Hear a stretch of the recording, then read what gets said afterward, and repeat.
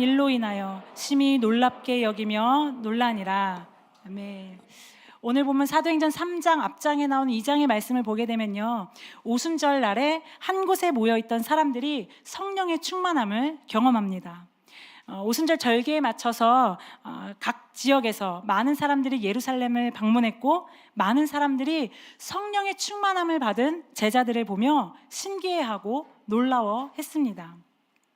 어떤 사람들은 그들을 향해서 이 사람들이 세술에 취한 것이 아니냐 조롱하는 사람들도 있었습니다. 이때 조롱하는 사람들을 향해 베드로가 일어나 11 제자와 함께 지금 일어난 일은 술에 취한 것이 아니라 구약의 선지자 요엘이 예언한 대로 성령이 우리 가운데 부어진 것이며 십자가에 못 박힌 예수를 하나님께서 주와 그리스도가 되게 하셨다는 담대한 선포를 합니다. 그러자 이 말을 들은 많은 사람들이 마음에 무엇인가 찔림을 받았다고 하는데, 이 마음은 우리 영혼의 내부의 중심, 우리의 의지와 결심의 자리를 의미합니다. 이 베드로의 선포를 들은 사람들은 마음 깊은 곳에서부터 우리는 어떻게 살아야 하는 것일까? 앞으로 어떻게 해야 하는 것일까? 라는 어떤 변화에 대한 갈망이 일어나기 시작했습니다. 베드로는 그런 마음의 찔림을 받은 사람들에게 회개하고 예수 그리스도의 이름으로 세례를 받아서 죄사함을 받으라고 선포합니다. 그렇게 하면 성령을 선물로 받는다고 했습니다. 그러자 그 말을 듣고 받아들여 세례를 받는 사람이 3,000명이 늘어났다고 합니다. 세례를 받은 사람들은 세례를 받은 그 상태에만 머무르지 않았습니다. 제자들의 가르침을 받고 믿는 사람들과 교제하고 함께 먹으며 기도에 힘쓰게 되었습니다. 이렇게 예루살렘에서 세례를 받은 사람들로 초대교회를 형성하게 되었습니다. 사도행전 2장 47절의 말씀을 볼까요? 하나님을 찬미하며 또 온 백성에게 칭송을 받으니, 이 말씀에서 칭송을 받다를 뜻하는 헬라어 카리스에는 우리가 잘 아는 대로 어떤 은혜, 선물이라는 뜻도 담겨 있지만, 여기 47절에 쓰인 카리스라는 단어에는 우아하다, 매력적이다, 무엇인가 끌어당기는 힘이라는 뜻을 가지고 있습니다. 여러분, 초대교회 그리스도인들의 삶, 그들의 모습은 당시의 사람들이 보기에 매력적이고 우아해 보이기까지 했습니다. 그들의 삶의 방식에는 뭔가 모르게 묘하게 끌리는 힘이 있었습니다. 믿는 사람들이 함께 지내면서 기쁘게 음식을 먹고 그들의 소유를 나누며 성전에 모여 하나님을 찬양하는 그들의 삶을 통해 많은 사람들의 호기심을 자극했고, 이 매력에 끌려 많은 사람들이 초대교회 공동체에 들어왔습니다. 그리고 주님께서는 날마다 믿는 자의 수를 더하여 주셨습니다. 여러분, 사도행전을 통해서 보더라도 교회의 매력은 건물에 있는 것 같지는 않습니다. 교회의 매력은 어떤 한 사람이나 그 교회가 무슨 프로그램을 하는지, 찬양팀이 얼마나 잘하는지, 설교자가 얼마나 설교를 훌륭하게 하는지, 그것이 교회의 매력은 아니었던 것 같습니다. 초대교회는 그리스도인들이 살아가는 삶, 그들의 매일의 일상이 매력적이었습니다. 오순절 사건을 경험한 사람들의 영적인 변화가 지극히 평범한 일상적인 삶의 변화로 이어지게 된 것입니다. 오늘 보면 사도행전 3장에는 성령 충만을 경험한 후에 어느 평범한 일상의 이야기가 하나 등장합니다. 사도 베드로와 요한은 제9시, 오늘날 시간으로는 오후 3시에 성전에 올라갔습니다. 1절에 올라갈세라는 표현은 원문에 미완료 시제로 쓰였습니다.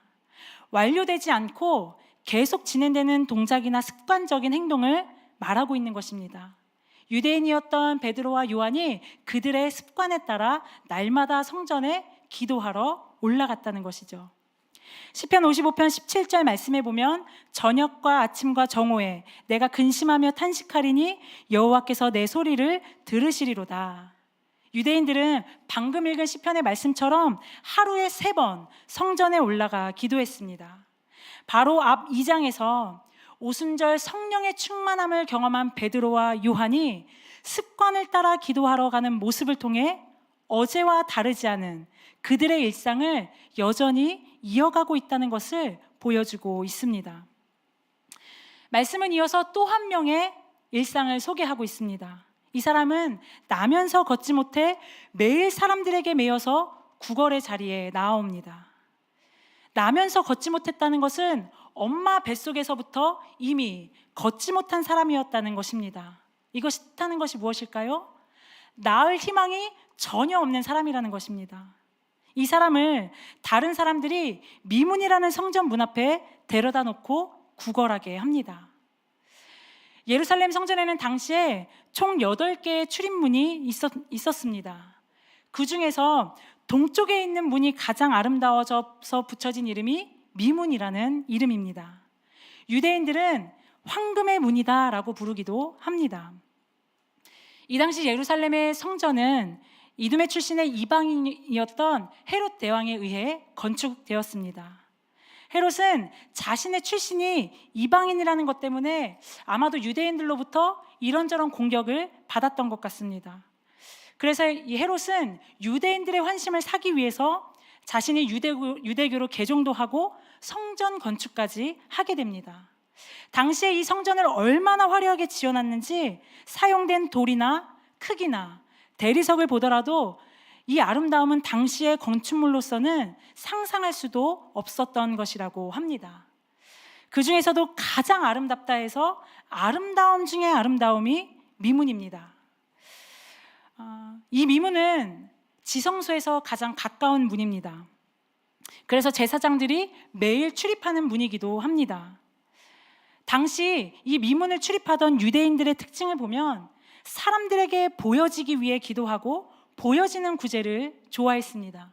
그래서 예수님께서도 사복음서에서 이들을 향해 외식하는 자들이라고 꾸짖기도 하셨죠. 유대인들은 매일마다 사람들의 출입이 많은 이 미문을 지나면서 대놓고 사람들에게 보란 듯이 구제를 했을 것입니다. 그래서 이 미문은 어떻게 보면 구걸하는 사람에게 있어서는 명당입니다. 이보다 좋은 자리가 없습니다. 나면서부터 걷지 못해 구걸하던 이 사람은 미문, 성전 문 앞에서 매일을 살아갑니다. 지성소에 가까이 은혜의 입구에 날마다 나오지만 성전 안에서 일어나는 일은 알지 못합니다. 이 사람의 관심은 구걸을 통해 그날 하루 필요한 하루의 동량을 얻는 것에 이 사람의 관심이 있습니다. 가장 화려한 미문을 출입하던 유대인들은 어떤가요?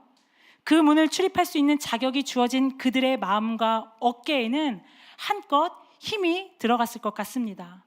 그리고 그 자부심으로 사람들에게 자신들의 존재를 더 각인시키기 위해서 사람들의 눈에 보여지도록 열심히 구제를 했을 것입니다.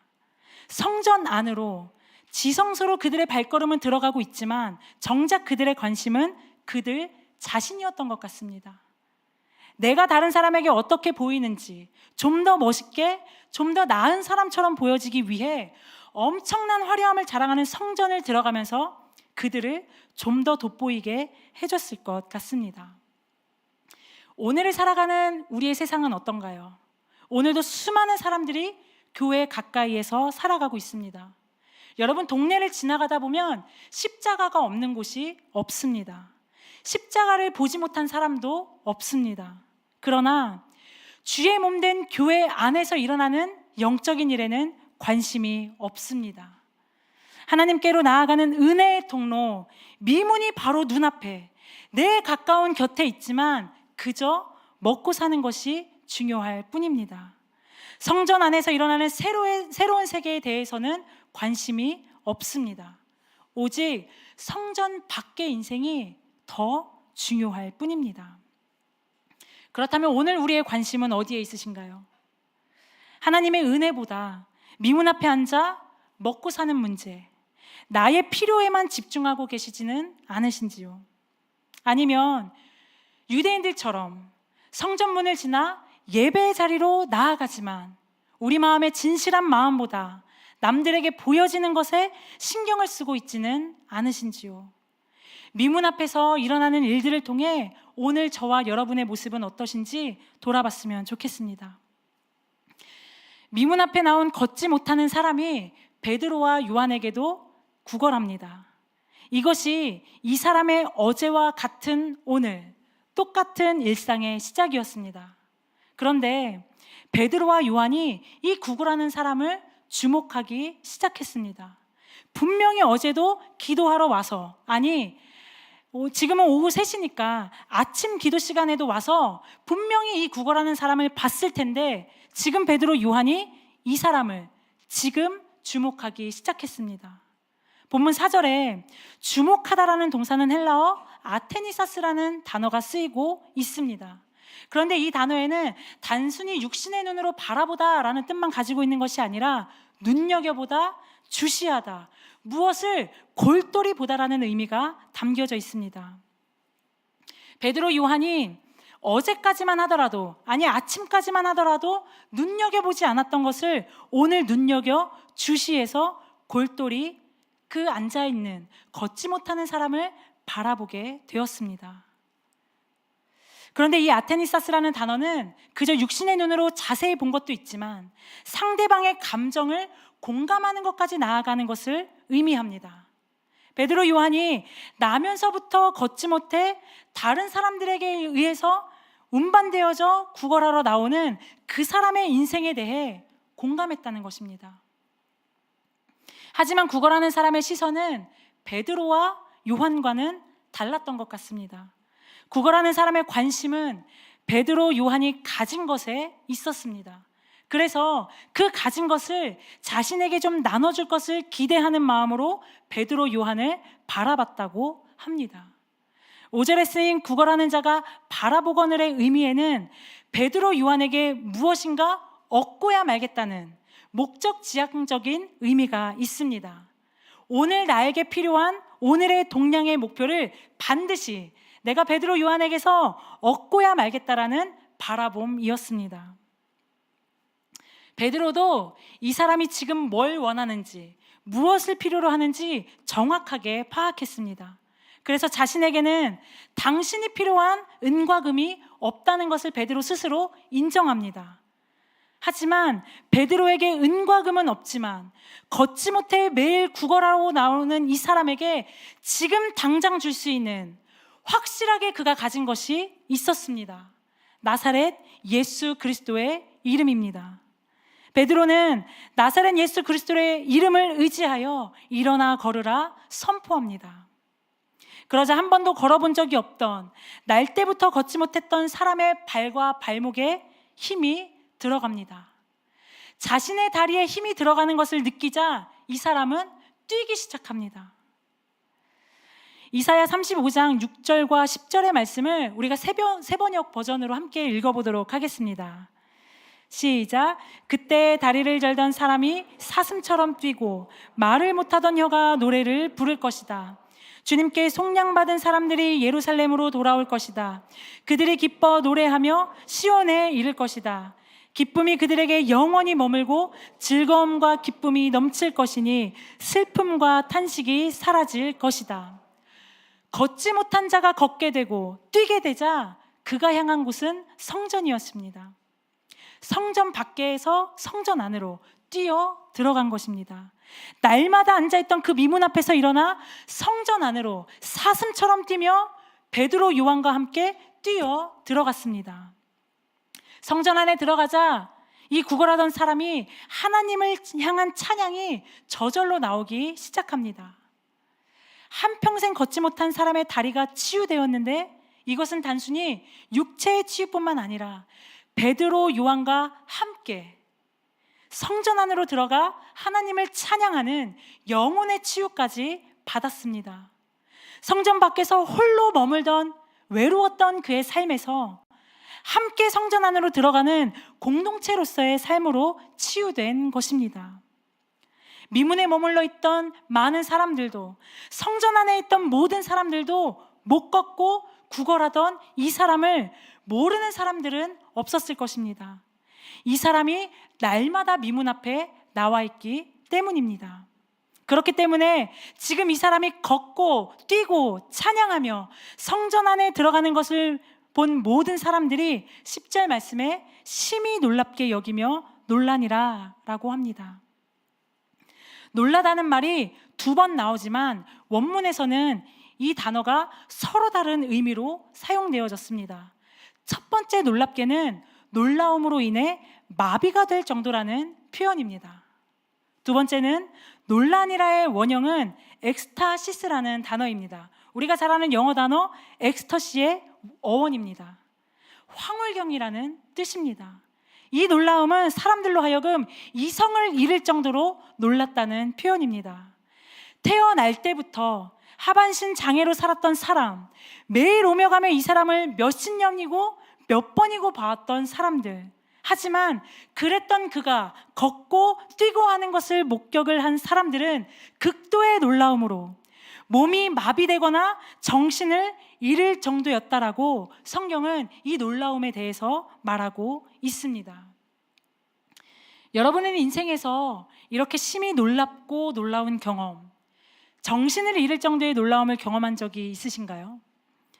생각해보면 저와 여러분이야말로 성전 밖에서, 성전 안으로, 은혜 밖에서 은혜 안으로 회복된 인생들 아닌가요? 우리에게 조건 없이 베푸신 그 하나님의 은혜가 정말 놀랍지 않으신가요? 그런데 어느 순간 그 구원의 은혜가 너무나 우리 삶에 익숙해지지는 않으셨는지요? 그 은혜가 우리에게 너무나 당연한 것처럼 여겨지지는 않으신지요? 하나님께서 저와 여러분을 어디로부터 구원하셨는지 너무 머나먼 이야기 같으신가요? 우리에게 주어지는 이 하루, 오늘이 주어졌다는 것만으로도 우리는 놀랍고 놀랍게 여겨야 합니다. 왜냐하면 우리에게 오늘이 있다는 것은, 이 하루가 주어졌다는 것은 하나님이 우리에게 오늘이라는 구원의 은혜를 허락하셨기 때문입니다. 이 은혜가 못 걷던 자를 일으킨 기적보다 절대 덜하거나 부족한 은혜가 아닙니다. 무엇인가 이 은혜에는 더 필요하지도 않습니다. 놀라우신 주님의 은혜로 오늘 우리가 살아가는 것입니다. 이 부족한 없는 은혜, 놀랍고 놀라운 주님의 은혜를 받은 자로 우리가 살아가기를 소망합니다. 그런데 베드로, 요한이 분명 어제도 그 전에도 아주 오랜 시간 이 구걸하는 사람을 오랜 시간 봐왔을 텐데 유독 왜 오늘, 그것도 기도하러 올라가는 그 길에서 이 사람을 주목하게 되었을까요? 걷지 못하는 자의 아픔까지 공감하며 나사렛 예수 그리스도의 이름으로 치유를 선포하게 된 것은 베드로, 요한에게 오늘 유독 그 예수의 이름의 능력이 유독 오늘 더 다가와서였기 때문일까요? 오늘 우리가 살펴볼 사도행전 3장 이야기가 자리하고 있는 그 사도행전 본문에서의 이 3장의 문맥의 위치가 우리에게 이러한 궁금증에 답을 주고 있습니다. 3장의 앞 2장에서는 오순절날의 성령의 나타나심, 성령의 임재에 대한 말씀을 합니다. 그리고 이어서 오늘 본문 3장은 성령의 충만함을 경험한 사도 베드로와 요한의 일상에 대해 이야기합니다. 베드로, 요한은 날마다 하루 3번 그들의 습관을 따라 기도하러 올라가던 어제와 다르지 않은 오늘의 삶에서 나사렛 예수 그리스도, 그 이름의 능력을 선포했습니다. 오순절날의 강력한 성령의 임재는 어떤 황홀경의 상태를 말하지 않습니다. 우리의 평범한 일상과 상관없는 것이 성령의 충만함이 아닙니다. 오순절날에 경험한 성령 충만의 그 특별한 경험은 우리에게 주어지는 매일매일의 하루, 그 일상으로 우리를 이끌어가는 데에 목적이 있습니다. 성령 충만은 지극히 평범한 일상, 우리가 먹고 일하고 사람들을 만나는 것으로 이어지는 것입니다. 그리고 그 성령 충만의 그 영적인 열매가 우리의 일상에서 한 영혼을 살리는 것으로 맺혀지는 것을 오늘 본문을 통해 우리는 발견할 수 있습니다. 3장에서 그 다음 11절부터 이어지는 말씀을 보게 되면요, 베드로, 요한은 이 걷지 못하는 자를 치유한 이 사건 이후에 솔로몬의 행각에서 설교할 수 있는 기회가 주어졌습니다. 걷지 못한 자를 걷게 하고 성전 안으로 회복시킨 이 일을 통해 많은 사람들에게 예수 그리스도의 이름을 선포할 수 있는 기회가 그들에게 주어진 것입니다. 기적의 현상에서 그 놀라운 현상에만 머무르는 것이 아니라 베드로와 요한은 계속해서 그들의 삶의 현장에서 복음을 선포하는 것까지 그 삶으로 나아가고 있습니다. 사도행전의 말씀 몇 구절을 우리가 함께 읽어보기를 원합니다. 사도행전 4장 31절의 말씀입니다. 무리가 다 성령이 충만하여 담대히 하나님의 말씀을 전하니라. 사도행전 9장 29절입니다. 주 예수의 이름으로 담대히 말하고. 사도행전 14장 3절입니다. 주를 힘입어 담대히. 여러분, 반복되는 단어가 있죠? 무슨 단어입니까? 담대함입니다. 여러분, 이 담대함이 성령 충만의 결과입니다. 담대히라는 단어가 신구약 통틀어서 사도행전에서 가장 많이 쓰였습니다. 제가 직접 세보니까 15번 같은 단어가 등장하는데 팔레시아라는 헬라어 단어로 쓰였습니다. 이 팔레시아에는 솔직, 명백, 숨김이 없는 확신과 즐거움, 밝히 드러냄을 의미합니다. 사도행전 말씀에 의하면 담대함은 사람이 스스로 소유할 수 있는 것이 아니라 하나님께서 사람에게 주시는 것이며 성령 충만함의 결과로 그 담대함이 주어지는 것입니다.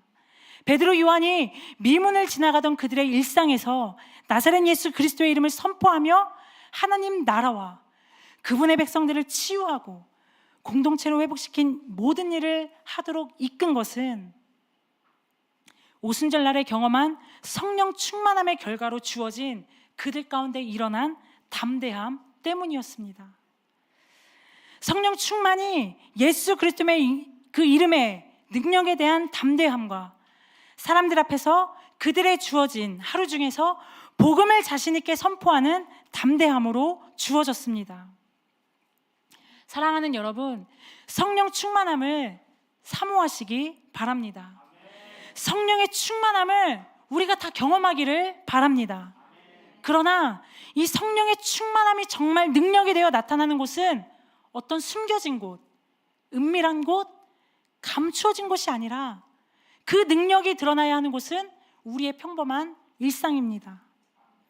나의 가정, 직장, 내 사랑하는 친구, 주님의 몸된 교회 공동체 가운데에서 예수 이름의 능력, 우리에게 행하신 놀라운 그 주님의 은혜를 숨김없이 확신과 즐거움으로 담대하게 증거하는 우리 삶이 되시기를 축복합니다.